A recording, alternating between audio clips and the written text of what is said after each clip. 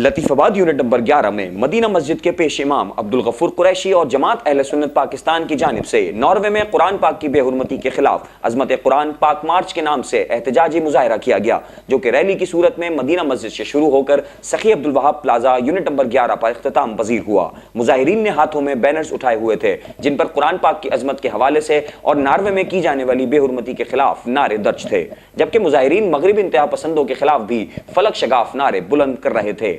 اس موقع پر مظاہرے سے خطاب کرتے ہوئے عبدالغفور قریشی نے کہا کہ ناروے میں مغربی انتہا پسندوں کی جانب سے قرآن مجید کی بے حرمتی عالمی امن کے لیے خطرہ ہے۔ قرآن پاک کی بے حرمتی کوئی بھی مسلمان برداشت نہیں کرے گا اور دین اسلام کی خاطر جان دینے سے گریز نہیں کرے گا۔ عمر الیاس کی جرأت کو سلام پیش کرتے ہیں۔ مظاہرے میں جماعت اہلسنت پاکستان کے عہدیداران و کارکنان سمیت عوام الناس کی بڑی تعداد نے شرکت کی۔